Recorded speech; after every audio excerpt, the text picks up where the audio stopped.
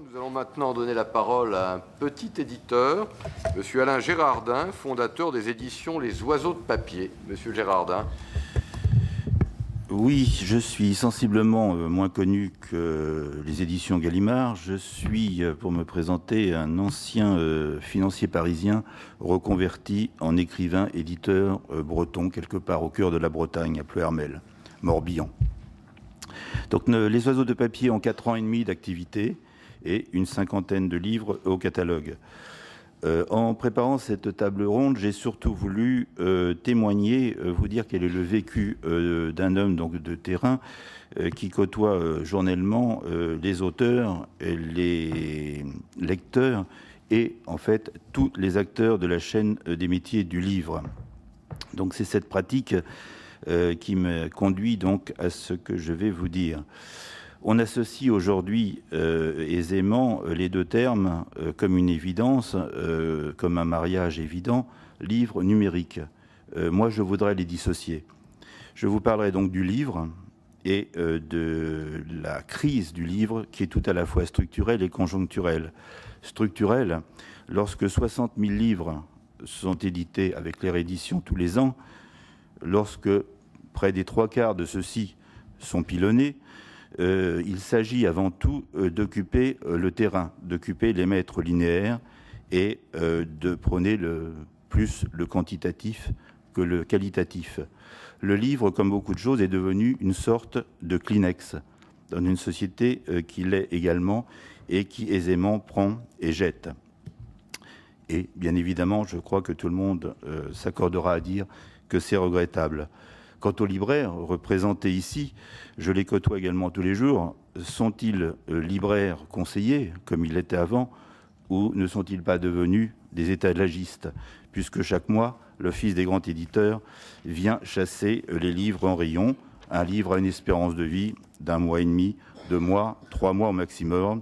Quelques best-sellers viennent cacher et masquer le problème. Effectivement, donc les livres se vendent, mais se vendent de façon très très inégale, c'est évident.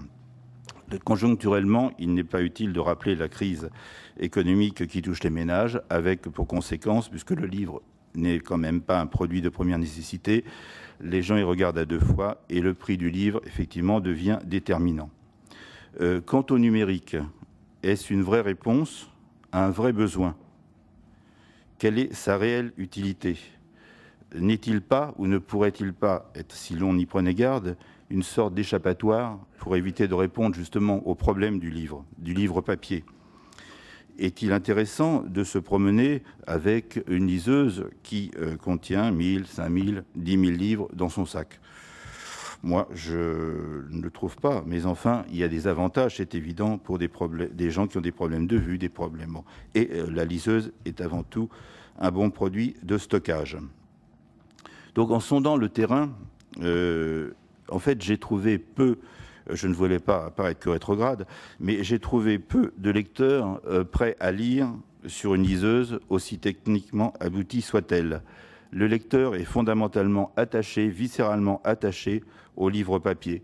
Livre papier, un compagnon que l'on invite dans son intimité, que l'on installe sur sa table de nuit, que l'on expose dans sa bibliothèque. Le livre papier, donc, a de beaux jours devant lui, et je ne pense pas que le livre numérique puisse se substituer à ce livre papier. Je n'y crois pas, mais par contre, je crois effectivement que les technologies modernes, les technologies de pointe, puissent s'associer au livre papier en complémentarité avec ce livre papier. Et là, il me semble que c'est une véritable innovation, une possible révolution. Personnellement, au niveau des oiseaux de papier, nous sommes alliés à deux jeunes sociétés pour associer justement ce livre papier à la technologie, à des technologies de pointe, en particulier à la réalité augmentée, et à des outils comme la téléphonie mobile, l'Internet et la télévision numérique, pour proposer un package de l'ensemble et essayer, en complémentarité, de transformer le livre papier en un livre vivant. Là, ça me paraît une véritable innovation.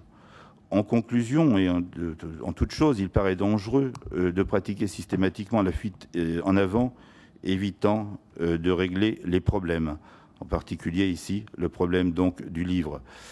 Donc, dans notre système, on change facilement de standard tous les 2 ans, un objet chasse l'autre, tout est consommable, et ceci a pour conséquence, effectivement, de continuer à faire autant que possible tourner la machine économique. Mais les vraies questions, celles qu'il faut toujours se poser, quelle est l'utilité des choses?